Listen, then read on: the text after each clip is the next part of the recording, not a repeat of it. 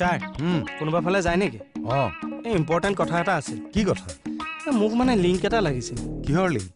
এই যে sir football খেল ক্ৰিকেট খেল হৈ আছে, তেওঁলোকৰ মানে খাদ্য ছাপ্লাইটো কাৰ ওচৰত যাব লাগিব বাৰু? কিয় এইবাৰ আপুনি খাদ্য ছাপ্লাই নামিব নেকি? ভাবিছিলোঁ মানে ধৰক মোৰ মেনুত ঘিলা পিঠা, তিল পিঠা, বৰ পিঠা, সান্দহ আৰু খাটনি হে। আপুনি এটা কাম কৰক, থানাৰ ভিতৰত বহি মূৰত বৰফ দুটুকুৰা লৈ থাকক। মই কিন্তু চিৰিয়াছ। এইবিলাক ফটুৱা কথা বাদ দিয়ক। দুটুকনে ৰাসৰ ডিস্ক এখন আনিছে, আপুনি সেইখন চাই কংসৰ গোটেই বচনখিনি লিখি থওক। কিয়? কি কিয়? মই কংসৰ ভাওটো নকৰিম নেকি? আপোনাৰো কাম নাই। কি কাম নাই হে? আপুনি দেখোন কৈছিল মই যদি বোলে ভাও নকৰো ৰাইজে হৰিধ্বনি দিব, আমি তেজ বটিয়াই মৰিম। ৰাইজে তেনেকে ক'লেই হ'ল নেকি? আপুনি এখন থানা ইনচাৰ্জ, আপোনাৰ দায়িত্ব আছেতো। লাগিলে ডিপাৰ্টমেণ্টৰ কোনোবা বেলেগ এজন ডিপুট কৰক।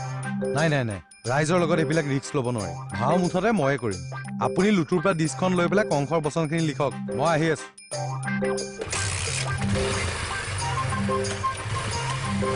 এইটো এতিয়া মোৰ পৰা থাপৰহে খাব এইটো।